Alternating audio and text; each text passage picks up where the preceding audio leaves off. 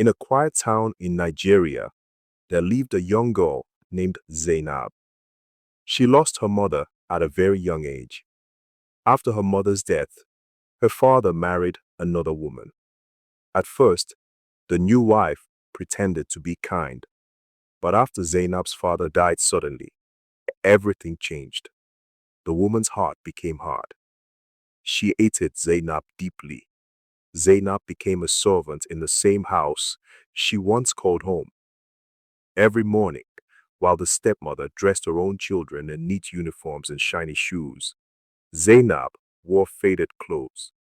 The stepmother sent Zainab to a public school far from the house. Zainab walked to school every day, under the hot sun, through the rain, barely rested. Meanwhile, the stepmother drove her own children to private school in her late husband's car. Zainab watched the car disappear in dust as she walked behind. At home, Zainab ate only leftovers. Sometimes she had nothing. The stepmother's children ate rice, meat, and chicken. They laughed, while Zainab swallowed her hunger. At night, Zainab slept on the cold floor, using old clothes as a pillow. The stepmother's children slept comfortably on a giant bed, with soft mattresses and warm blankets. But suffering did not break Zainab. It sharpened her. Zainab was very intelligent. She read her books under a dim kerosene lamp. She studied while others slept. Soon, her teachers noticed her brilliance. Zainab began to win scholarships, one after another, but each time, the wicked stepmother rejected them. She tore the letters. She refused interviews. She said, "Education is not for useless children." Years passed. Zainab's spirit grew tired, but destiny had not forgotten her. One day, her uncle, her late father's brother, came to visit. He noticed Zainab's condition. He asked questions, and when he heard the truth, his heart broke.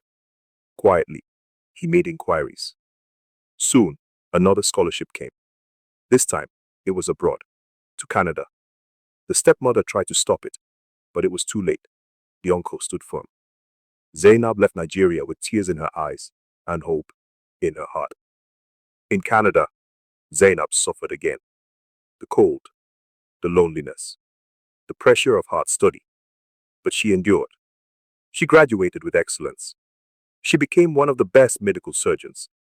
Respected, successful. Meanwhile, back in Nigeria, life collapsed for the wicked stepmother. Her children became wayward. They dropped out of school. They wasted money. They brought shame home. Soon, poverty knocked on their door. Years later, Zainab returned to Nigeria. She arrived quietly. When the stepmother saw her, she froze. The girl she once despised stood tall, confident, and successful. The woman fell on her knees. She cried. She begged for forgiveness. Zainab looked at her. Pain filled her heart, but so did mercy. She remembered the cold floor, the hunger, the long walks. Yet she chose forgiveness.